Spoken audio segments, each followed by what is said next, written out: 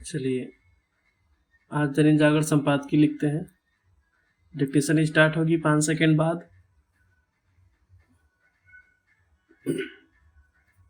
Yes. एक ऐसे समय जब राहुल गांधी जातिवार गणना पर खूब जोर देने में लगे हुए हैं, तब कांग्रेस के वरिष्ठ नेता आनंद शर्मा ने यह चिट्ठी लिखकर पार्टी को असहज करने का ही काम किया कि ऐसा किया जाना इंदिरा गांधी और राजीव गांधी की विरासत का अपमान करना होगा।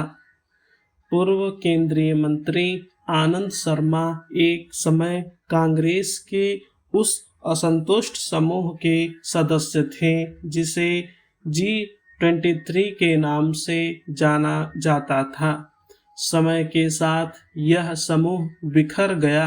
इसकी कोई आशा नहीं कि आनंद शर्मा की चिट्ठी के बाद कांग्रेस जातिवार गणना की अपनी मांग से पीछे हटेगी, लेकिन ऐसे प्रश्न अवश्य उठेंगे कि अभी हाल तक इससे इनकार करने वाली पार्टी यकायक इस प्रकार इतना जोर क्यों दे रही है। जातिवार गणना अंग्रेजी सत्ता ने कराई थी। आजादी के बाद जब नेहरू जी प्रधानमंत्री बने तो उन्होंने उसकी जरूरत को खारिज कर दिया।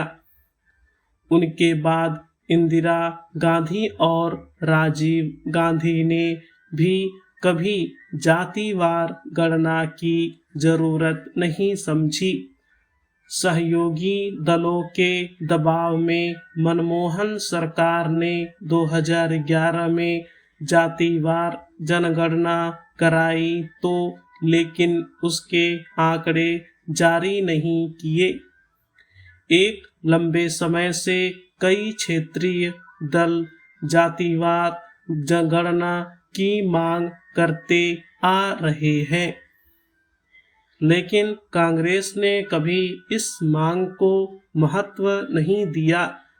पिछले कुछ समय से राहुल गांधी ने इसे कांग्रेस का एक प्रमुख मुद्दा बना लिया है। इस मामले में वह क्षेत्रीय दलों को भी मात देते दिख रहे हैं और इस क्रम में राहुल गांधी यह भी पूछ रहे हैं कि अमुक अमुक संस्थाओं में कितने प्रतिशत ओबीसी हैं। कांग्रेस की ओर से जातिवार गणना की जो मांग की जा रही है उसका एकमात्र उद्देश्य अन्य पिछड़े वर्गों यानी ओबीसी के वोट हासिल करना है, न कि उनके आर्थिक सामाजिक उत्थान को बल देना। इसकी अनदेखी नहीं की जा सकती कि राजीव गांधी ने मंडल आयोग की सिफारिशों पर अमल का खुलकर विरोध किया था। इससे ओबीसी वोट बैंक कांग्रेस से छिटक गया। अब राहुल गांधी जातिवार गणना की मांग पर जोर देकर उसे अपने पाले में लाना चाह रहे हैं। इसमें वह शायद ही सफल हो, क्योंकि लोगों को यह समझ नहीं आ रहा कि कर्नाटक की पिछली कांग्रेस सरकार ने जो जातिगत सर्वेक्षण कराया था उसके आंकड़े क्यों नहीं जारी हो रहे हैं। यह पहली बार नहीं जब कांग्रेस के किसी नेता ने जातिवार गणना का विरोध किया हो। इसके पहले अभिषेक मनु सिंघवी भी इस पर आपत्ति जता चुके हैं। बाद में उन्होंने अपनी आपत्ति वापस ले ली थी, क्योंकि सामाजिक उत्थान की अनेक योजनाएं इससे तय होती है कि पिछड़ी कही जाने वाली जातियों की आर्थिक स्थिति क्या है।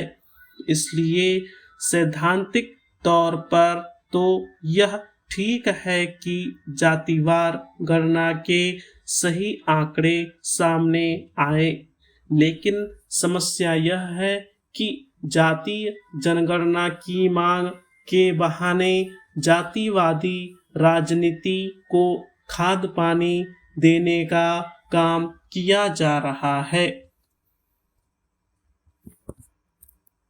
स्टॉप।